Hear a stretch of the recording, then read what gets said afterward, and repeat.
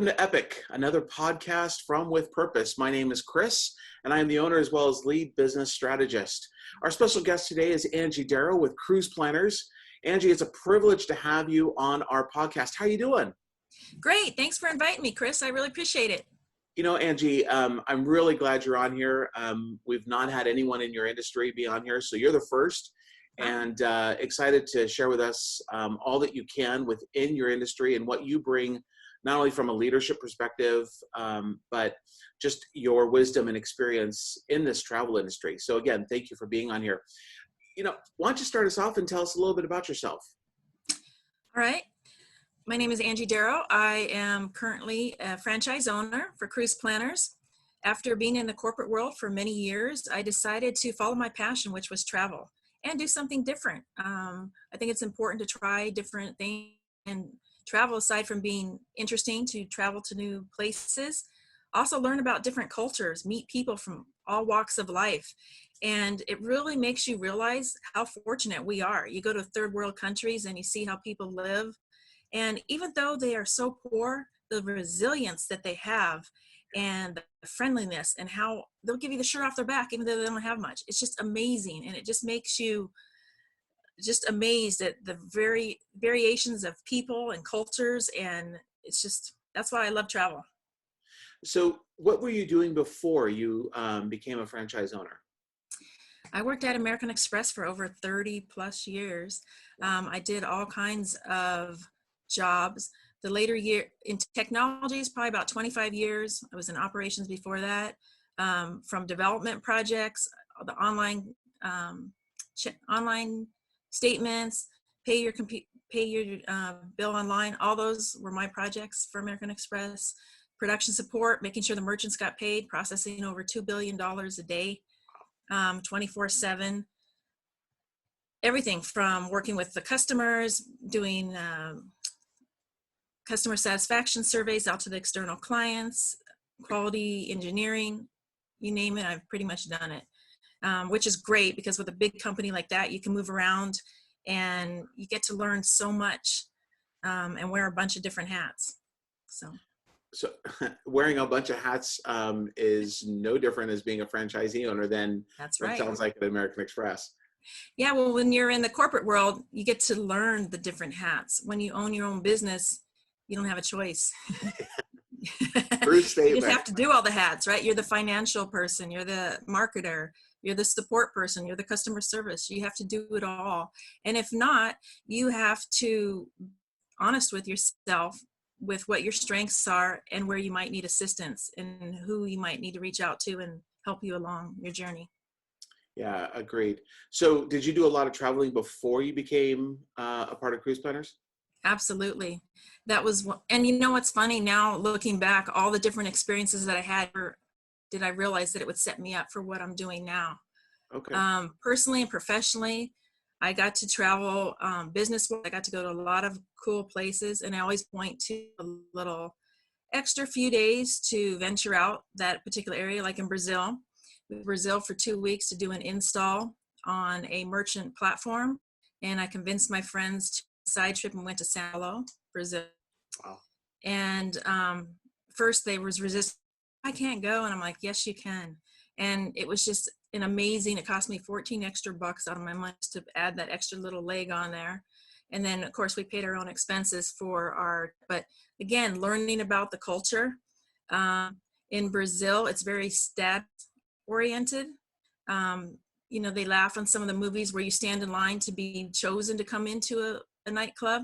They pick you if you're pretty enough, or social status. So it's very interesting just to see that. But then on the other hand, you go to the beach and everybody just wears whatever they want. They don't care. They have no body images like in the US. So it's very interesting to see. The poor people, they call them favelas. They live up on the mountaintops, very poor, but they are the happiest people. We'd be at our hotel at night and it was like all these going on across the way, these little hillsides of just having a wonderful time, even though they were very poor. It's amazing to see the different cultures. That's great. That's great. So I'm gonna tackle that a little bit and bring that into little bit further along in our podcast. But just to get to know you a little bit better, let's say that between the three areas, a room, a desk, or your car, which one do you clean first? I clean my car to make sure it's clean because I do a lot of my business is mobile. I am constantly meeting with clients. I either go to their home or I meet them close to their home. And I think that that represents who you are. So I want to make sure I have that clean car and it's organized and good to go. Yeah, makes sense to me. So do you, Angie, have a favorite word or phrase that you use, and why? I really don't have a favorite word. Um, no, sorry. None whatsoever. No, I don't have just that one word. Okay, all right. So then tell us a little bit about your business. So my business is, like I said, I'm mobile. It's more of a concierge. I will go to a client's home, take my travel office to them based on what they're interested in. I bring the brochures, whatever it takes, or I'll meet them around the corner at a Starbucks or something similar that's close so that they're not inconvenienced. Um, it's not a regular night type operations, meet on the weekends, meet on the evenings, early mornings, whatever works for them, based on what their needs are. And that has worked out really well. Sometimes people seem a little nervous at first for you to come to their home, but then they love it, the fact they don't have to go anywhere. And it's just very relaxed. And you get to know them on a different level. Okay. So okay, so let me ask you this. Why did you choose to get into cruise planners? Well, after spending many years in corporate America, which I was having a great time, I loved the camaraderie of working in the teams, driving results, but I just got a very strong burning desire to move on. And I really fought it at first because I was making really good money. I had it great. I had great benefits, 8 weeks paid vacation. It was just, I mean, how can you walk away from that, right? But I just kept having this desire that I should try something else. And then I did some research and figured out what I want to do. If I did my own business, would I want to start from the ground up?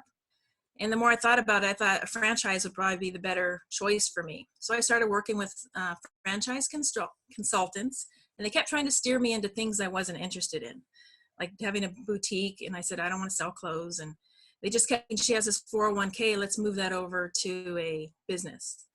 And I wanted to start something that wasn't as risky. And the more I thought about it, what do I love? I love travel. So then I started looking into the travel space. And then I ended up choosing Cruise Planners because Cruise Planners is affiliated with American Express. And then I felt like I'm still part of the American Express family. We have a lot of the benefits from American Express travel, pay with points. There's a lot of things that we offers for travel related to American Express. And so that's turned out to be a good fit. Based on all my experience at American Express as well, I got into the franchise a lot less than it would cost if I didn't have all that experience. So it was a win-win. And here I am.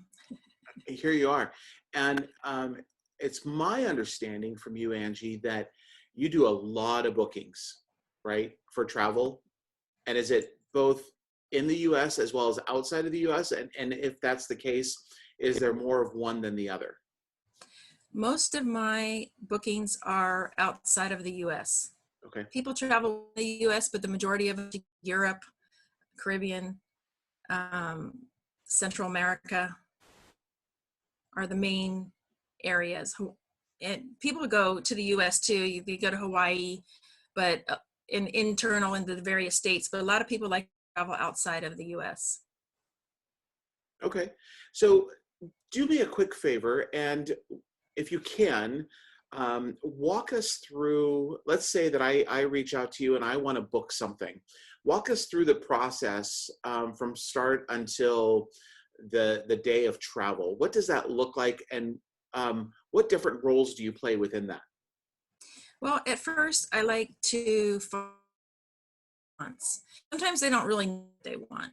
Come and say, go on the trip, and they have it all planned out in their mind, maybe a location, maybe it's a cruise, maybe it's not a cruise. For this example, we'll say, let's a cruise. I want to go on a cruise. I money always comes into play.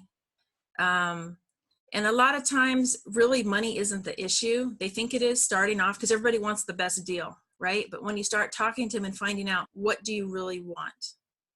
When you go on a trip, what experience do you want to have? Do you want to be pampered? Or are you like the bare bones, want the cheapest thing? I want that inside cabin. I don't care what location it is because I want to go as cheap as I can. As you talk to them, a lot of times people, you find out that people really don't want the cheapest thing, because maybe even though there's so many different cruise ships and people can go and line themselves, it doesn't tell them if cruise ship is a good match for them. Each cruise ship has something different to offer. Maybe they're a older, to be around, well, then you don't want to go on a cruise that caters to families, because then you're going to be annoyed by all the kids around and having a good time. Also, it's the location of your cabin. It could be the type of food. If you're a big foodie, you don't want to go on the cruise line because you're going to be disappointed with the quality of the food. It's not to say just because a cruise line could be cheaper, they still have good food. But if you're a big foodie, you might be expecting something at a higher level, or maybe culturally it's going to be options than if you go on a more economical cruise line. And people just don't think about those things. So they pay the money, or they think they got that good deal for a certain amount, and then they find out. So I ask a lot of questions to find what it is they really want, right? Because they always come, whether it's, I want to go to the Caribbean, or I want to go at this particular time of the year, or I want, but then when you really start honing in on those questions, at what they truly want, and then you can guide them to the best fit for them. Once you do that, depending on how soon it is, you take a deposit, you get the information, you keep involved in the information of what's going to happen next. Once you get past all that, they make their final payment. You make sure that they take insurance. If they don't, you make that they sign a waiver. You follow them through. You plan arrangements, pre-cruise hotel, whatever it needs for them.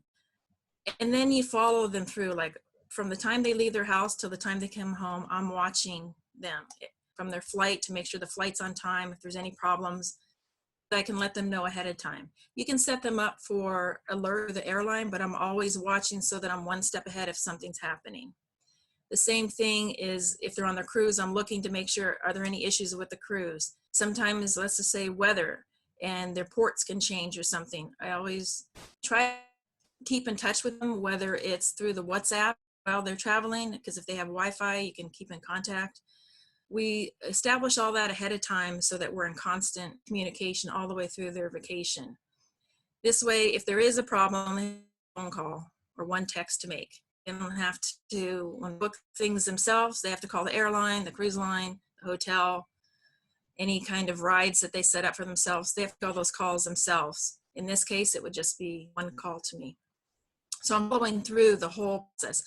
When they get home from their trip, I will follow up with them and see how the trip went and if there was anything that could be done differently.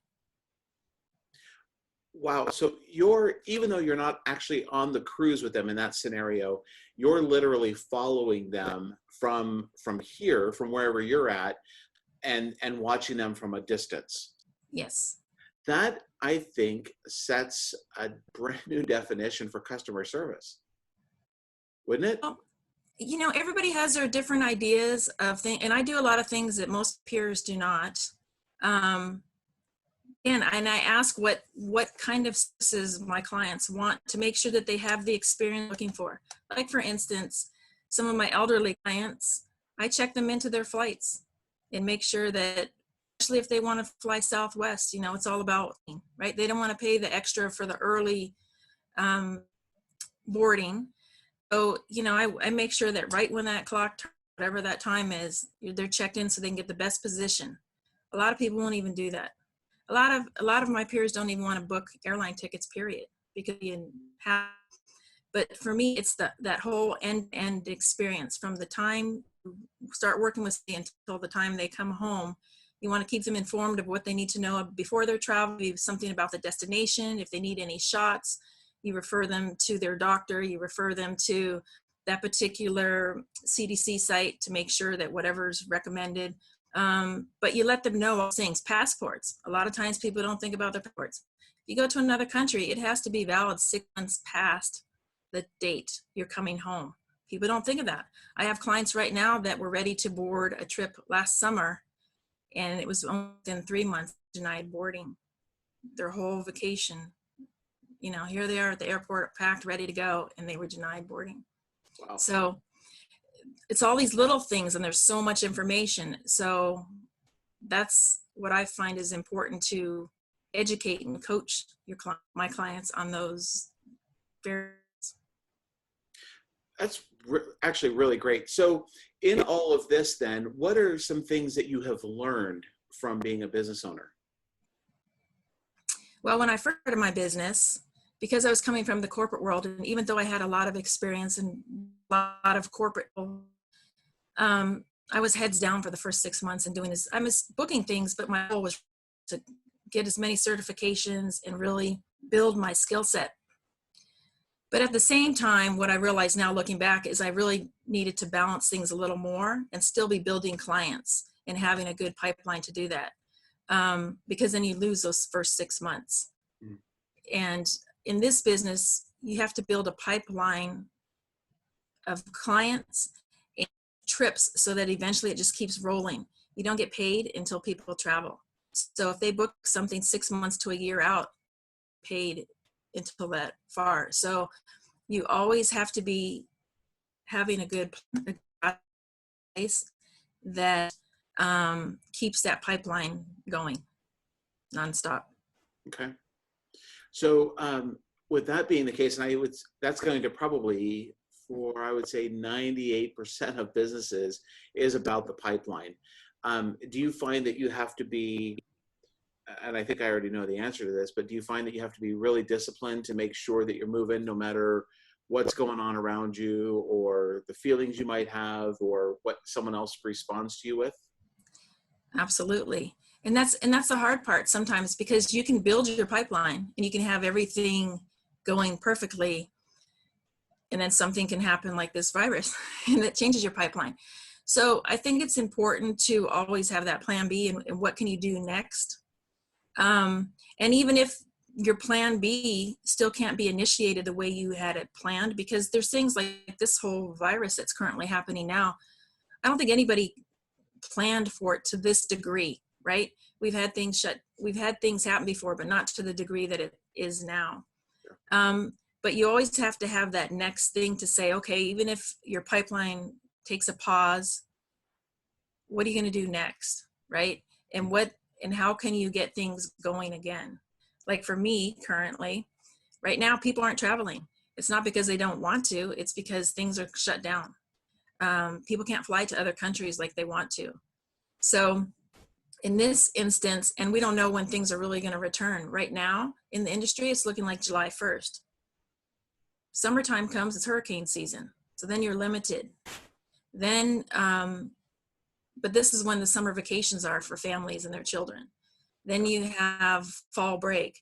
But when you look at things, you have to say, what else can you do? So maybe you focus on the latter quarters of this year, and then you focus on next year. Next year's wide open. And then the key thing is to really look at what you could learn from this scenario and how you can safeguard clients going forward. It's the insurance. But even with insurance, a lot of people don't read all the fine print. And even though you tell them, they still don't get it. And so it's really important for people to understand what the risks are with anything, based on what they purchase or don't purchase, so that they're very clear and they're not upset later on.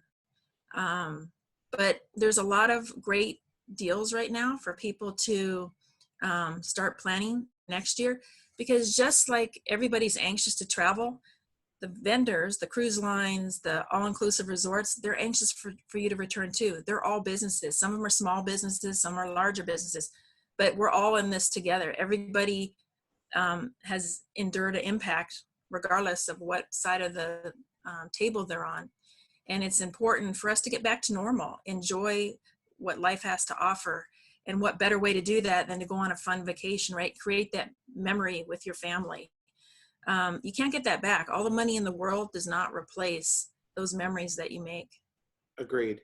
And I'll be the first one to say I'm ready to go. I'm ready to travel. I'm ready to not only leave my particular area, but do that travel outside the state, do that travel maybe outside the country. So what would be one thing that you know now that you wish you had known when you started? Well, like I said, with the training, kind of keeping my head focused on that, because I really wanted to have the credibility. You know, you came from corporate America and now you're doing travel.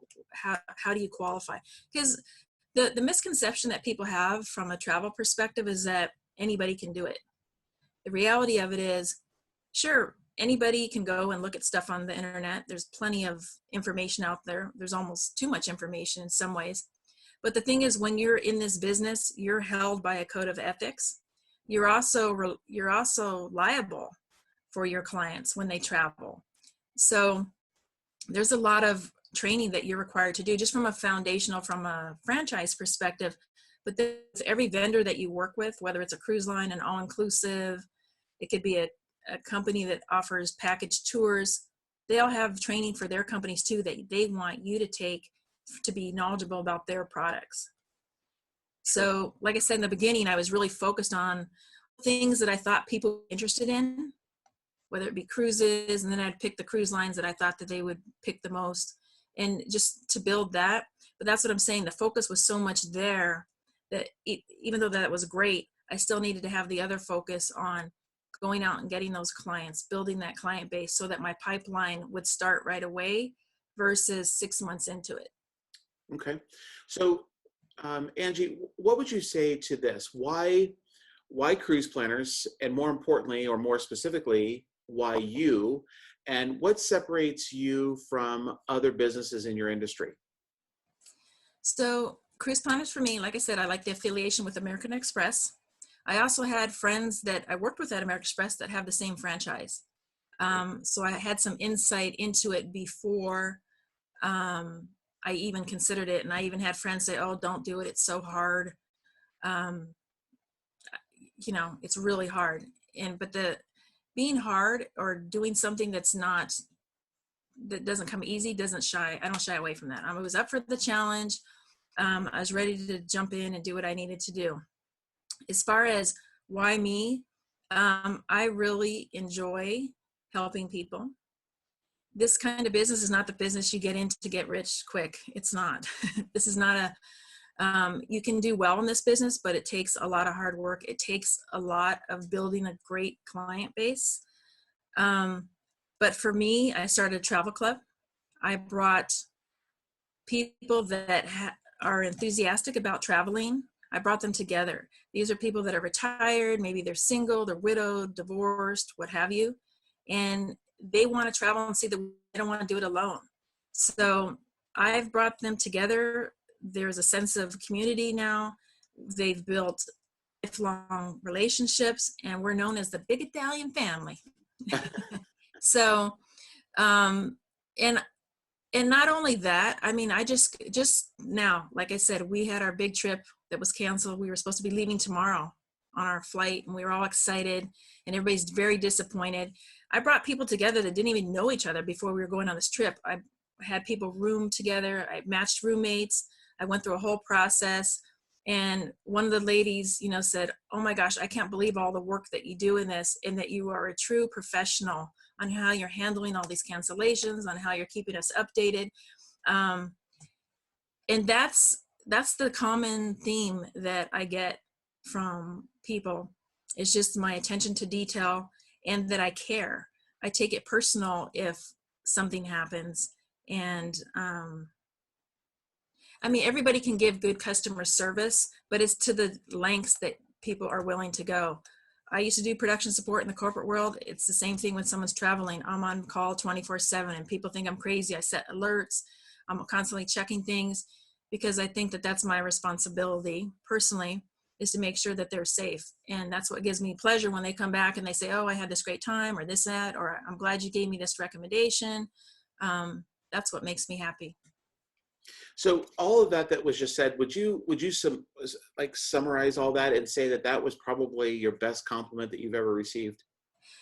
Not my best compliment. My best compliment that I've ever received in the corporate world, many times I have pushed people out of their comfort zone. And at first they were angry with me. I had an employee that was doing something for 10 years straight, and the leaders just kept pushing him around from one person to the other.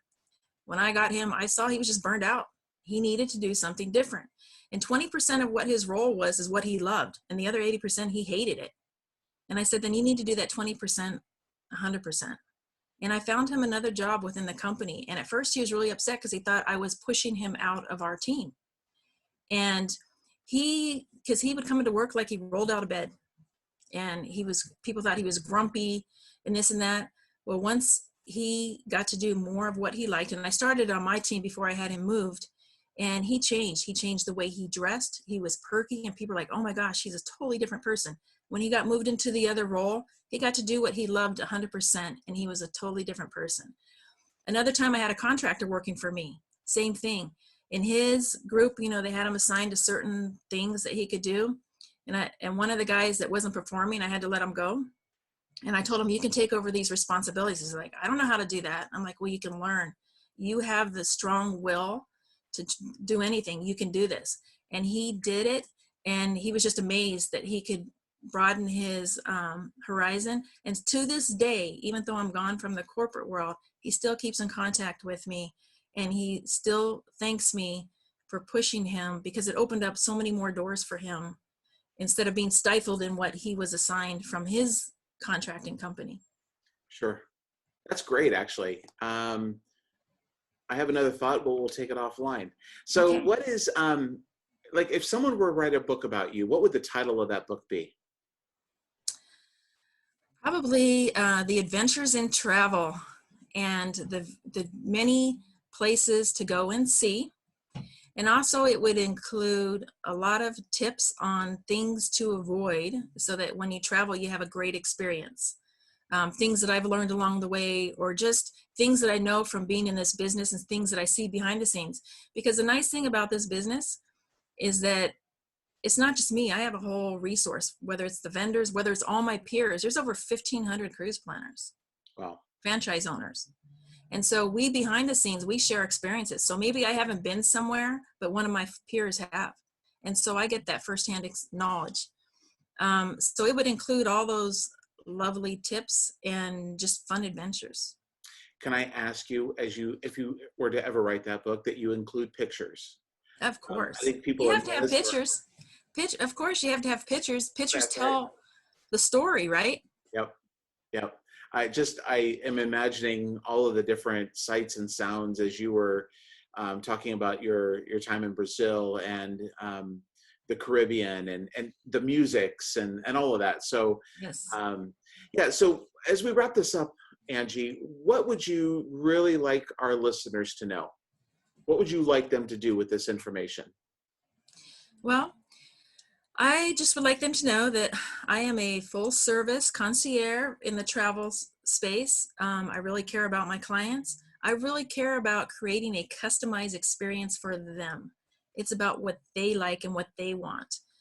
Sometimes we don't always get exactly what we want because people have that Cadillac caviar kind of mindset, but they only have a Yugo budget.